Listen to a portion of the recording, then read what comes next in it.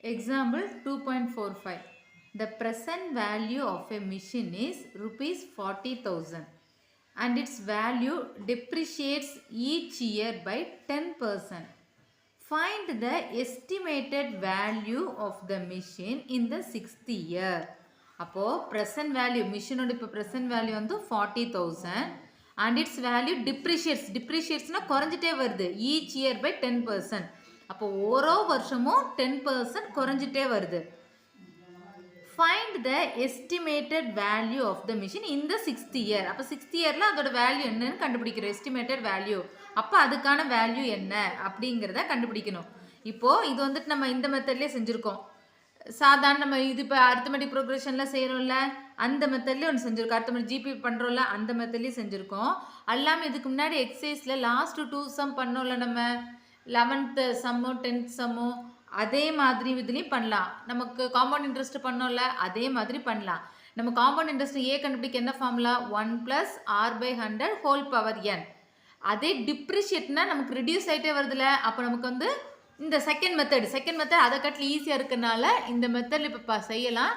அதுவும் நம்ம தெரிஞ்சுக்கலாம். ஓகேவா? அப்போ ஃபஸ்ட்டு இந்த மெத்தடில் அதான் நமக்கு சாதாரண அந்த சம்மில் எப்படி எழுதணும்? பிரின்சிபல் 40,000. ஓகேவா? அமௌண்ட் வந்துட்டு எவ்வளோ கொடுத்துருக்காங்க? 40,000. ஓகேவா?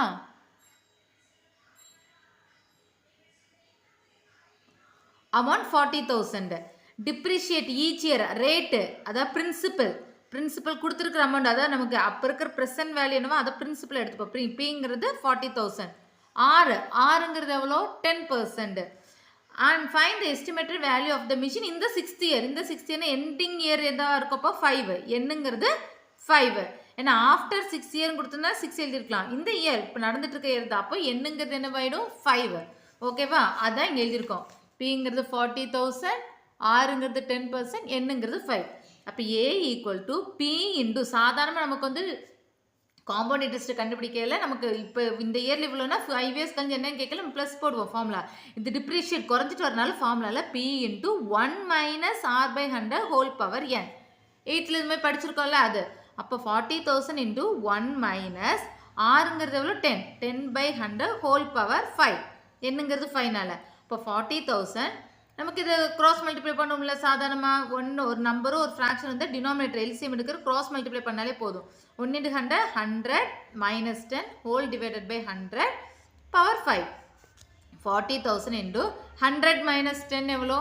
90 டிவைடட் பை 100 ஹோல் பவர் 5.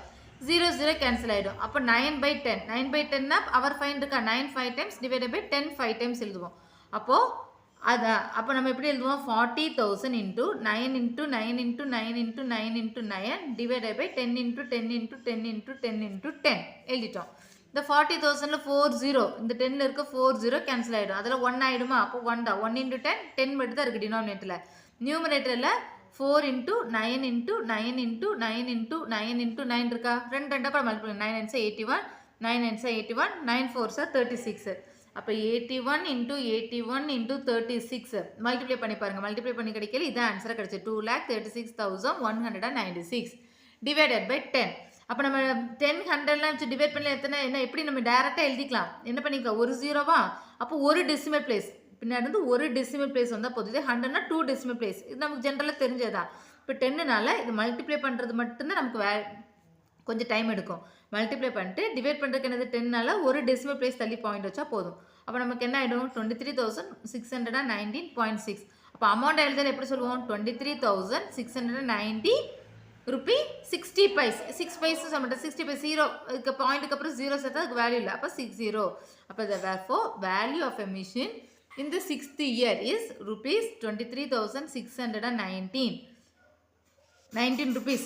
அதாவது 23,619 ரூபியும் 60 பைஸும். ஓகேவா? இதான் வந்துட்டு அந்த மிஷினோட வேல்யூ. 40,000ல் இருந்தது 10% அப்படியே குறைஞ்சு 6 இயரில் இந்த 6 இயரில் எவ்வளோ வந்துடுது? 23,690 ரூபீஸ் ஆகிடுது. ஓகேவா? ஸோ இந்த சம் இந்த மெத்தடில் செய்யலாம். இன்னொன்று நம்ம வந்துட்டு எக்ஸாம்பிள் கொடுத்துருக்கிற மெத்தடு அதாவது value of machine in each year be என்ன கொடுத்துருக்காங்க? Each year will be 40,000. ஓரோ வருஷமும் அதாவது நமக்கு மிஷினோடது 40,000 கொடுத்துருக்காங்க. ஓரோ வருஷமும் 10% டிக்ரீஸ் ஆகிட்டு ஒரு டிப்ரிஷியேட்னா குறைஞ்சிட்டே வரும் அப்படி தானே கொடுத்துருக்காங்க. அப்போ value of a machine in each year will be, ஓரோ வருஷம் எப்படி இருக்குங்கிறது மொத்தத்தில் எழுதிட்டோம். நமக்கு அரித்மெட்டிக் ப்ரோக்ரெஷன், ஜியோமெட்ரிக் ப்ரோக்ரெஷன்லாம் எழுதுவோம்ல, அது மாதிரி எழுதியிருக்கோம். ஓகேவா? அப்போது இது ஜியோமெட்ரிக் ப்ரோக்ரெஷனில் தான் வரும். ஏன்னா ஸ்கொயர் அந்த மாதிரி வருது பாருங்க. இப்போ 40,000. ஓகேவா?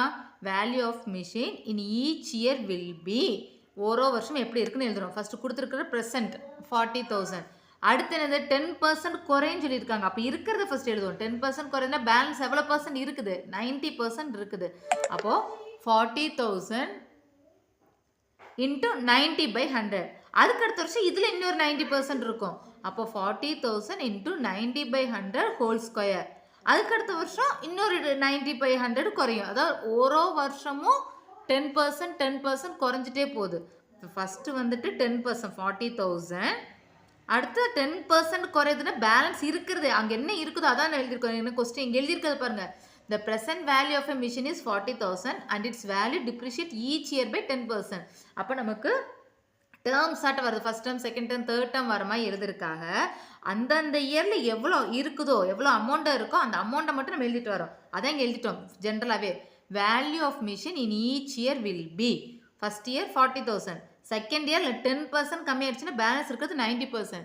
அப்போ 40,000 இன்ட்டு 90/100. அதுக்கு அடுத்த வருஷம் இதில் இன்னொரு 90% தான் இருக்கும். அப்போது 40,000 இன்ட்டு 90/100 இன்ட்டு 90/100 வரும். அப்போ 90/100 ஹோல் ஸ்கொயர். அதுக்கு அடுத்த வருஷம் 40,000 இன்ட்டு 90/100 ஹோல் கியூப். அப்படியே போகும். இப்படி தானே போகும். இதுலேயே நமக்கு எத்தனை இயரில் கண்டுபிடிக்கணும்? 6th இயர் கண்டுபிடிக்கணும். அதான் T6. அதான் first term, second term, third term, fourth term. இப்படியே வந்துட்டு 6th டேர்ம் என்னன்னு கண்டுபிடிக்கணும். இப்போ பாருங்கள், ஃபஸ்ட் டேர்மில் 40,000, செகண்ட் டேர்மில் 40,000 90/100 பவர் 1, தேர்ட் டேர்மில் ஸ்கொயர், ஃபோர்த்து டேர்மில் கியூபு. அப்போ 6th டேர்மில் பவர் என்ன வந்திருக்கும்? 5. அப்போ 40,000 இன்ட்டு 90/100 ஹோல் பவர் 5. இதுலேயே 0 0 கேன்சல் ஆகிட்டோம். அப்போ 40,000 இன்ட்டு 9/10 ஹோல் பவர் 5 தானே. அப்போ 9 5 டைம்ஸ் டிவைடட் பை 10 5 டைம்ஸ். இதில் அதே ஜீரோஸ்லாம் கேன்சல் ஆகிடுச்சு. பேலன்ஸ் இருக்கிறது அங்கே இருக்கிறது அதுக்கப்புறம் அதே மாதிரி வந்துருச்சு. இது எழுதுறது தான் நம்ம அரித்மெட்டிக் ஜியோமெட்ரிக் ப்ரோக்ரெஷன் எழுதுன மாதிரி எழுதியிருக்கோம். ஓகே, ஃபஸ்ட்டு டேர்ம் இது, செகண்ட் டேர்ம் 10% ரெடியூஸ் ஆயிடுச்சுன்னா பேலன்ஸ் இருக்கிறது 90% இருக்கிறது தானே எழுத முடியாது. என்ன அமௌண்ட் இருக்கோ அதானே எழுதணும். அதுக்கடுத்து அதுலேருந்து ஒரு 10% குறையும், அதில் இப்போ இன்னொரு 90% குறையும். அப்போ இன்னொரு 90% தான் இருக்கும். அதனால் 90/100 ஹோல் ஸ்கொயர். அதுக்கடுத்து இன்னொரு அதுலேருந்து இன்னொரு 90% தான் இருக்கும். அதனால தான் 90/100 ஹோல் கியூப். அப்படியே பண்ணல நமக்கு 6th டேர்ம் வேணும், 6th இயர். ஏன்னா இதுக்கு வந்துட்டு நமக்கு அந்த அமௌண்ட்டு காம்பவுண்ட் இன்ட்ரெஸ்ட் எழுதுவோம்ல, அதில் தான் எண்டிங் இயர் எழுதுவோம் என்னங்கிறது. இது அப்படி இல்லை, அங்கே எத்தனாமത്തെ டேர்மோ அது. இப்போ 6th இயர்னா 6th டேர்ம். ஓகேவா? இப்போ T6 அப்படிங்கும்போது பவர் 5ன்னு வரும். அதுக்கப்புறம் நம்ம செஞ்சுட்டோம் அங்கே இருக்கிற மாதிரி அதே மாதிரி செஞ்சுருக்கோம். அப்போ நம்ம டிவைட் பண்ணுவோம், இந்த ஆன்சர் கிடைக்கும். Therefore value of machine in the 6th year is rupees 23,619 rupees 60 paise. Okay தானே? அப்போ இதில் எது வேணாலும் செஞ்சுக்கலாம். இந்த மெத்தடும் செஞ்சுக்கலாம், அது செஞ்சுக்கலாம். இது நம்ம புக்கில் செஞ்சுருக்கிற மெத்தட். இது நம்ம இதுக்கு முன்னாடி 2 எக்ஸாம்பிள் செஞ்சோம்ல, ஆனால் அது வந்துட்டு நமக்கு ப்ளஸில் தான் இருந்துச்சு. காம்பவுண்ட் இன்ட்ரெஸ்ட் இவ்வளோ இருந்துச்சு, 5 இயர்ஸ்க்கு அப்புறம் எவ்வளோ தான் கேட்டாங்க. இதுதான் டிப்ரிஷியேட் சம். ஓகேவா? அதனால் இப்படி செஞ்சுருக்கோம். இதில் எது வேணாலும் நீங்கள் யூஸ் பண்ணிக்கலாம். 2 செஞ்சால் சேம் ஆன்சர் தான் கிடைக்குது. ஓகேவா?